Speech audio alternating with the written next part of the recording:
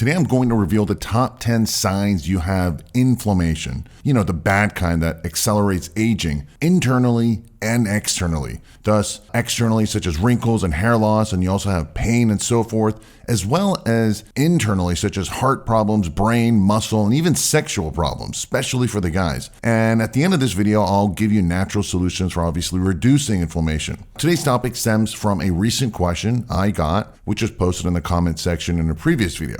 And it goes, Dr. Robbins, in the past few years, I heard how horrible inflammation is for your body and mind, how it's a major cause of aging and linked to almost all health problems. But how do I know if I have inflammation or a lot of inflammation or the bad inflammation? And again, this is a really good question because most of us don't know we have chronic inflammation. This includes myself. Instead, we think it's maybe some other health problem, and then we go to the doctor, and then they just give us some incorrect drugs, such as painkillers or cortical steroids, which only masks the problem and actually makes things worse. I've gone into details in previous videos about all the health problems associated with inflammation, which affects, again, both your body and brain. And keep in mind that some inflammation is needed and it's actually good for you. In fact, we would probably die very quickly if we didn't have any inflammation. But as stated in today's question, how do you know if you have a lot of bad or chronic inflammation? Well, one way is to actually do a blood test and check your C-reactive protein, CRP levels. However, this isn't always the most accurate since it gives you a snapshot of that day or just recent times, not the long-term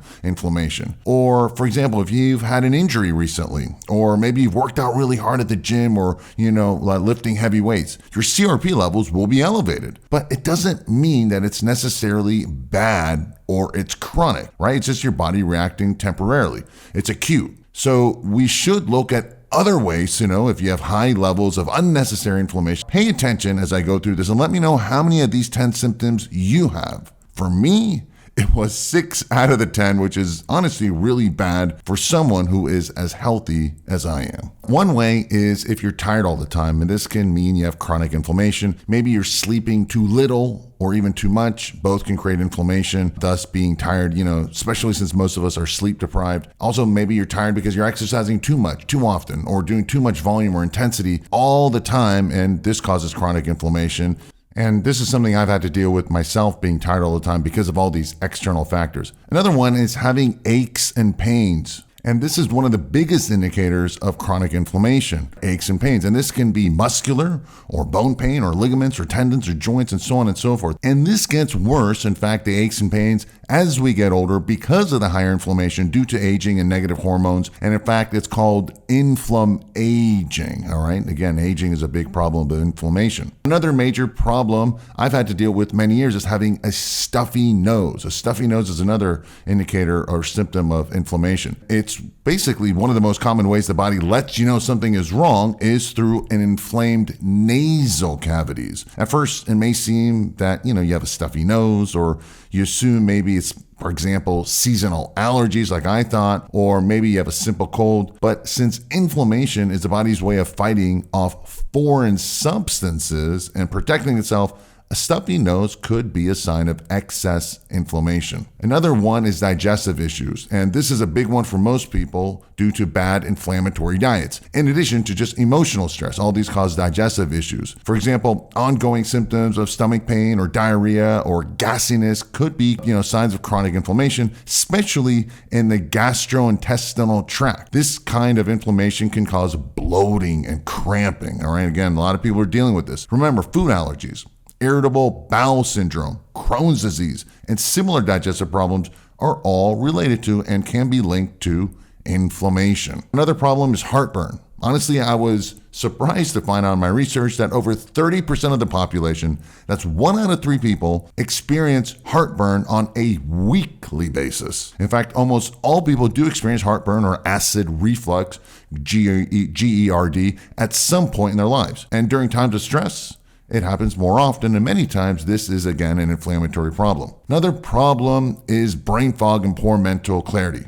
Now, years ago, I realized that after a really strenuous workout at the gym, whenever I pushed myself too hard, really hard, I had brain fog for hours after my workout. I didn't really know why. It was basically bleh all the time for another few hours. Now I know it's because one of the causes is I had too much inflammation due to that strenuous workout. Inflammation after the workout is fine and actually helps build muscle and so forth, but too much of it, too often, then caused me to just be slow mentally and basically have brain fog. Now, for those of you who don't know, brain fog is characterized by having confusion or forgetfulness, a lack of focus, and mental clarity, which I think a lot of us deal with, especially as we get older. And this can be caused by, again, overworking or lack of sleep or stress, spending too much on the computer, and again, just aging. All of these are caused and linked to chronic and too much inflammation. Now, another major problem are skin problems. Most people don't know just how bad inflammation is for your skin. This includes your scalp and thus hair loss. Hair loss is an inflammatory response. Internal inflammation from within can reveal itself externally on the outside. So if you develop a rash or acne or dry skin or excessive hair loss, or you suffer from eczema,